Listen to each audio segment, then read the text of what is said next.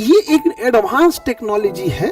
मुर्गी का जितना भी वेस्ट पदार्थ होगा वो इसमें से नीचे गिर जाएगा, शाकाहारी भी रहेगा और अंडा भी ज्यादा देगा, और बतख में बीमारी भी कम आएगी। और बतख जब पानी में चलेगा तो पनिया के नीचे वो तैरते हैं ऐसे पैरवा मारते मारते, तो ऑक्सीजन की भी पूर्ति हो जाएगी। और बतख की एक खासियत होती है, क्योंकि मछली की वेराइटी पे भी डिपेंड होता है। कुछ मछली 1.5 साल में बड़ी होती है, कुछ मछलियां 6 महीने में ही बड़ी हो जाती हैं। एक छोटी साइज की मछली होती है, पानी में जितने हानिकारक कीड़े होते हैं सब उसको बतखवा खा जाएगा। इंटीग्रेटेड खेती, इंटीग्रेटेड इसे कहता है मिक्स्ड।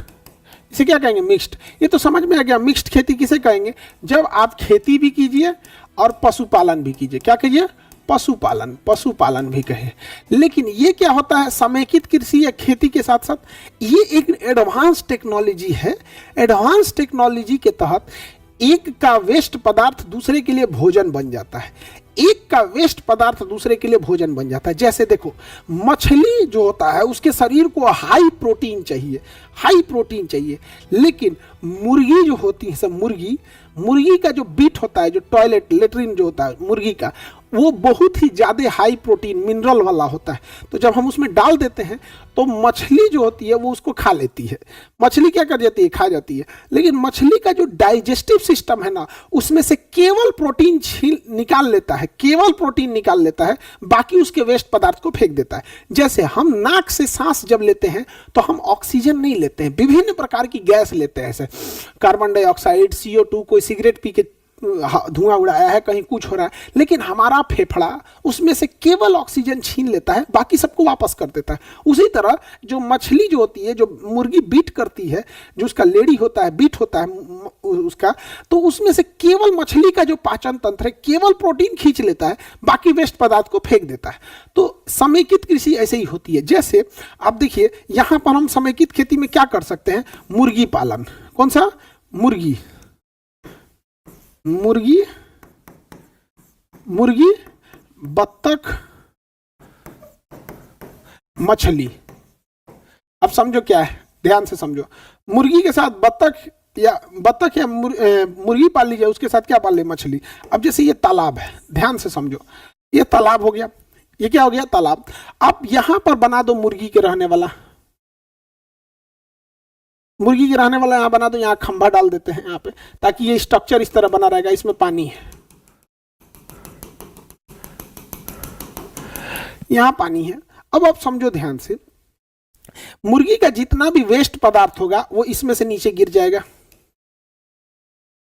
आपको इसे साफ करने की जरूरत नहीं है, उसको गैप गैप देके बनाना है, जाली जाली टाइप का गैप हो ताकि नीचे चला जाए। ऐसे झाड़ देंगे तो नीचे चला जाएगा। तो यहां से मुर्गी हो गई, और इसमें क्या पाल दीजिए? मछली। अंदर क्या रहेगी? मछली। अंदर मछली है, मछली का भोजन हो गया, आधा तो ऐसे हो गया। अब मछली को जो दूसरी चीजों की जरूरत होती है वो ऑक्सीजन की। ऑक्सीजन मछली को तभी मिलेगा जब पानी में हलचल हो। पानी में क्या हो? हलचल हो। हलचल करने के लिए आप बतख पाल दीजिए। आप क्या पाल दीजिए? बतख। यहाँ पे बतख, बतख, बतख जो होते हैं सब ना, इसे पानी पसंद है। बतख जलीय जीव नहीं होते हैं, इसे पानी पसंद है। अच्छा, बतख में भी जो पीले रंग का बतख होता है ना, पुलिस की वर्दी की टाइप का होता है, खाकी कलर का, उसे खाकी कैम्बल कहते हैं। खाकी कैम्बल बतख जो होता है वो शाकाहारी भी रहेगा और वो अंडा भी ज्यादा देता है। शाकाहारी भी रहेगा और अंडा भी ज्यादा देगा, और बतख में बीमारी भी कम आएगी। तो इधर से जो बतख का वेस्ट पदार्थ होगा वो भी गिरेगा, और बतख जब पानी में चलेगा तो पनिया के नीचे वो तैरते हैं ऐसे पैरवा मारते मारते, ढेर सारे बतख चलेंगे सब, तो ऑक्सीजन की भी पूर्ति हो जाएगी। और बतख की एक खासियत होती है कि वो पानी में जितने हानिकारक कीड़े होते हैं सब, हानिकारक कीड़े, उसको बतखवा खा जाएगा। हानिकारक कीड़े को बतख खा जाएगा तो पानी भी क्लियर रहेगा। तो इसे क्या कहेंगे? समेकित खेती, इंटीग्रेटेड फार्मिंग। समेकित खेती या इंटीग्रेटेड फार्मिंग। और बतख सब में आप रेगुलर रहिएगा, चूना उना का छिड़काव कीजिएगा। आप देखिए, मुर्गी और बतख, इन दोनों के बैठने का जगह जो होता है वो साफ रहना चाहिए। तो जरूरी है कि आप इसे हर हफ्ते चूने का छिड़काव करें। चूना नहीं छिड़केंगे तो बीमारी आएगा। तो जैसे इस पे चूना छिड़केंगे तो चूना नीचे गिरेगा, और जैसे चूना पानी इसमें गिरेगा ऑक्सीजन बना देगा। चूना पानी में गिरते क्या बनाने लगेगा? ऑक्सीजन। तो जो हम चूना छिड़काव किए मुर्गी की सफाई के लिए, बत्तख के सफाई करने के लिए, जब वो चूना नीचे गिरेगा तो ऊपर तो सफाई भी कर दिया और नीचे जैसे पानी में गिरेगा तो रिएक्शन करके चूना क्या बनाएगा? ऑक्सीजन बना देगा। तो मछली को ऑक्सीजन की भी पूर्ति हो गई। छोटी मछली को खा जाएगा। बत्तख शाकाहारी वाला ले रहे हैं या मांसाहारी वाला ले रहे हैं, इस पर डिपेंड करता है। बकलोवा अगर इसमें मांसाहारी बत्तख रख देगा मांसाहारी बतख रख देगा, कुल मछलियां खा के चल जाएगा। यहाँ नहीं समझे? आगे बढ़े। उसी को क्या कहते हैं? समेकित खेती। अब देखो, मछली जो होती है, मछली को तालाब का ढाल तिरछा चाहिए होता है, तो इसलिए तालाब का ढाल जब तिरछा बनाएंगे तो मछली के लिए अच्छा होता है। लेकिन तालाब का ढाल खड़ा बना दीजिएगा, खड़ा तालाब का ढाल बना दीजिएगा तो वहां झींगा के लिए अच्छा होता है। तो चारों कोना जो रहेगा उसमें एक कोना का ढाल एकदम खड़ा बना दीजिए, उधर झींगा पाल दीजिए, खत्म कहानी, हो गया झींगा। समझ में आ गया कि नहीं आ गया? तो इसी को क्या कहते हैं? समेकित खेती, इंटीग्रेटेड फार्मिंग कहेंगे। क्या कहेंगे? Integrated farming. तो बताओ, सबसे खराब इसमें कौन है? जीवन निर्वहन। उससे बेहतर है मिश्रित खेती, और मिश्रित से भी बेहतर है कौन सी खेती है? समेकित खेती है। समेकित खेती। अब ध्यान से समझो, ये जो तालाब है, ये तालाब के पास पानी रहेगा कि नहीं रहेगा?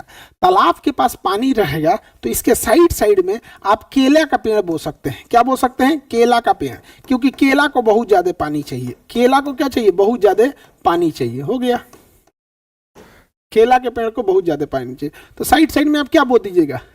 केला का पेड़ बो दीजिएगा। हो गया।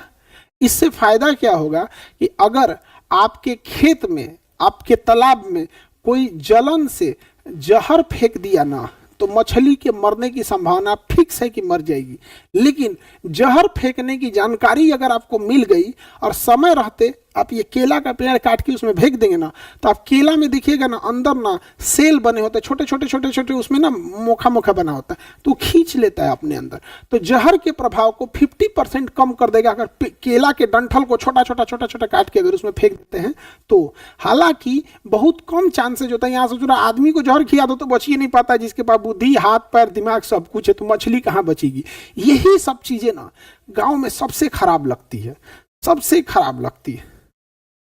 सर राजस्थान में ये नहीं हो सकता है। बिल्कुल हो सकता है राजस्थान में, बशर्ते, सुनिए ध्यान से, राजस्थान में करने के लिए तालाब जब आप खोदिएगा, तो जब आप तालाब खोदिएगा ना राजस्थान में, तो तालाब के नीचे प्लास्टिक बिछाइएगा, मोटा प्लास्टिक बिछाना पड़ेगा आपको तालाब के नीचे, ताकि पानी नीचे ना जा सके।